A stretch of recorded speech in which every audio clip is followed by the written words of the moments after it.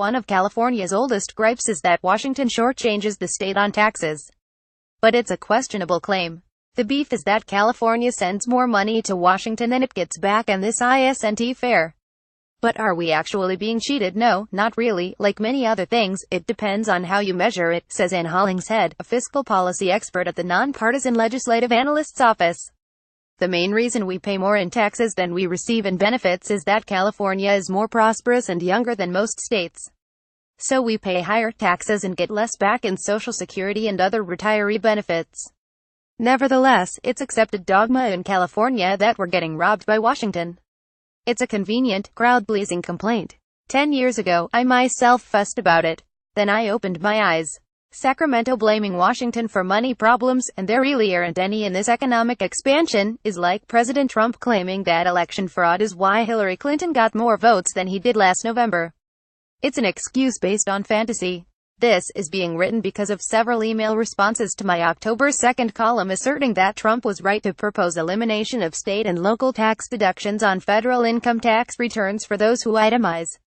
I wrote that there is no credible justification for the federal government subsidizing California's highest in the nation state income tax, or, for that matter, any local levy such as the property tax. Doesn't California send way more money to Washington than we receive? Emailed Steve. That means we are subsidizing other states, namely most of the southern red states. Taking the state tax deduction from California would only exacerbate the situation, Harry wrote. The real question should be, why don't we get our fair share back? Why do I'd argue? But California politicians love to claim otherwise. States like California are already paying more than others into the U.S. Treasury, State Senate leader Kevin De Leon de Los Angeles declared after Trump announced his tax proposal. Republicans in Washington have once again zeroed in on California to punish us and make our state the single biggest loser in their reckless tax scheme. Actually, Moody's Analytics has looked at the initial outline of Trump's proposed tax overhaul and concluded it would provide a small positive impact to California's economy. Former Gov. Arnold Schwarzenegger loved to complain about Washington shortchanging California. Shortly after being elected in 2003, the Terminator pledged to become the collectionator of federal dollars. He failed, just as Govs. Gray Davis and Pete Wilson did before him. Davis finance director, former state Sen. Steve Peace, accused Washington of treating Sacramento like a colony, contending it's nothing short of a confiscatory federal tax policy. It's no mystery why Californians feel overtaxed. They are. That was baloney, even by political standards. If Californians feel overtaxed, it's because of Sacramento politicians and state voters, not Washington. California's self-depiction as a donor state is based on tortured data and semantics. Analyst Hollingshead dug into it a few months ago. One 2007 study by the Conservative Tax Foundation found that California got back only 78 cents for every dollar paid in federal taxes. But that required some numbers juggling. Try to bear with me. That study, Hollingshead says, adjusted the tax dollars to assume a balanced federal budget. And we all know the feds spend much more than they receive in taxes.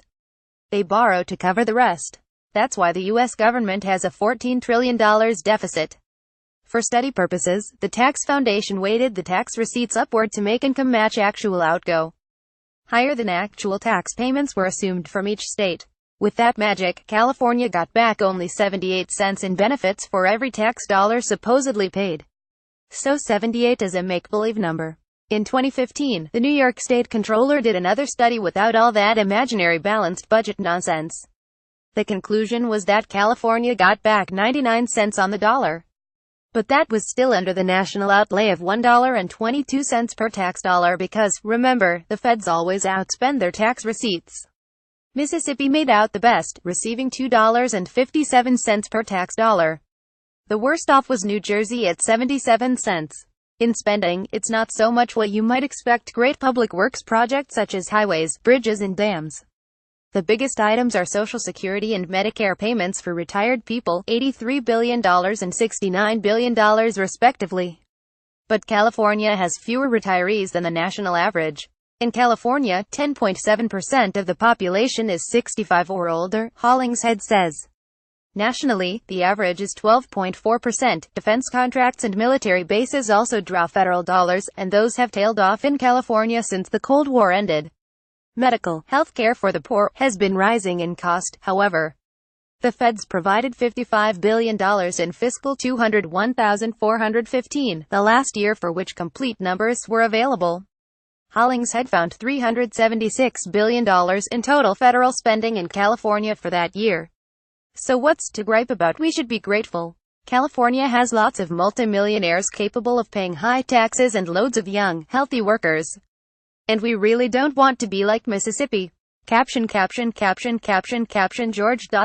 at lawtimes.com. Follow at lawtimeskelton on Twitter. Also, Trump's tax plan may be the best thing for California's rickety tax system. NRA, stop assuming everyone who's a good guy will never become a bad guy. The more Trump trumpets and tweets, the more he turns people off.